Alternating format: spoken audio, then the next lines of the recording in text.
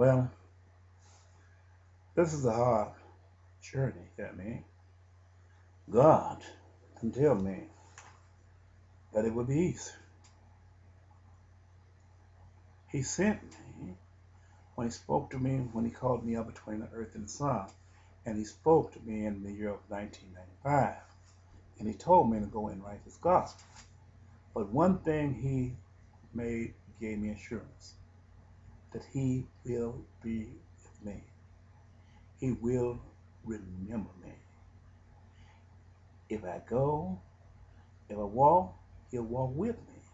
If I go, he will go before me and prepare my way as I go through the shadows of death and evil that surrounded me, pitfalls and snare traps that hinder me. Well, here I am. I'm speaking to you because of a last warning where we are headed. We're headed in the downhill, down to the side of the pit, or at a point of no return to eternal destruction. The man who many have put their faith in and who have clinged to the treasures of this world and the desires of this flesh. It is the greatest deceiver that came from the foundation of the earth who have deceived many for hundreds of years, even thousands. This is the last calling. This is the last warning that God has given to you. He sent me here to tell you and to show you these things which shall come and will come. The judgment of God is upon us. As I speak to you, little by little, bit by bit, the walls of this Jericho have now begun to crumble. But yet man who is without wisdom, he's looking for flesh and blood to restore all the cracks that's in this wall. It will not happen. As of now, the doors and the windows of heaven is not yet closed, but they're closing fast. Tribulations is coming upon us. Destructions like no other destruction had ever been is before us and is at hand. These things we do not see because we have covered our eyes. These things we cannot hear because of the lack of wisdom. We have plugged our ears that we don't hear sound to try to make believe that everything is all right when we are standing in the midst of this destruction. We're standing in the danger of judgment and hell fire. Man have had a chance a long time ago to change the environment around him. The man that have been in charge all of these time, he had no power of his own, never did. But through a manipulation and through our own self-will and selfness, just because it was not happening to us and our family and our house, we found it easy just to turn our head and pretend it was not happening to us. What I said is, this is the way the man said of the world. As long as we see these nations being abused, being misused, being tortured in all the great prison and all these, and finding out they is being lied on, we don't care concerning them as long as we go lay in our bed at night, wake up in the morning, and we feel good, and we go in there, there's food waiting on us at the table. We bow our head and say our prayers and we thank God. But do we really thank God for the blessings we receive? How could you say you thank God for the blessing you're receiving from God and He's being grateful to you and let you lay down in peace when you don't consider His peoples that He set forth to prepare the way for you? the bridge for redemption for you, and the bridge that leads you over to troubled water.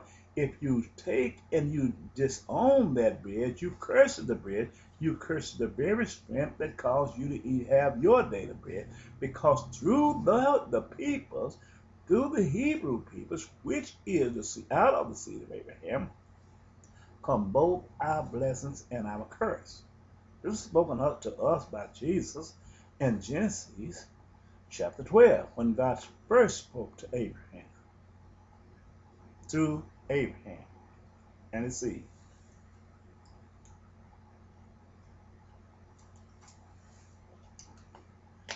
That's the reason I said, and I brought this charge.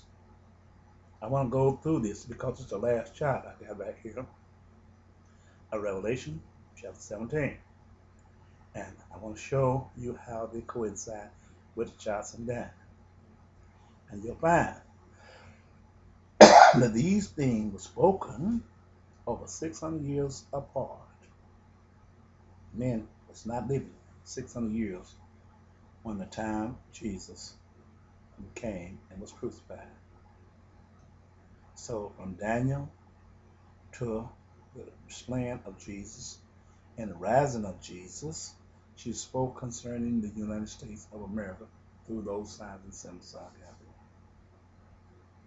But the Antichrist, people who proclaimed them to be God sent, who proclaimed false prophets, who came in the name of Nostradamus, and the people wrote the Da Vinci Code, and the people who created the Mormons, the Book of the Mormons, and the Quran, where I don't see where these books connect.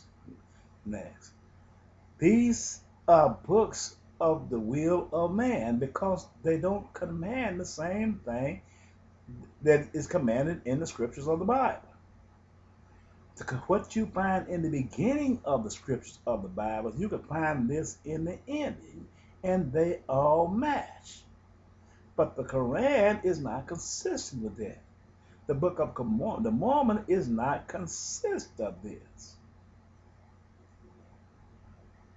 In various other Bible texts, throughout Bible prophecy, the Bible speaks of the man going up on the brink of the earth.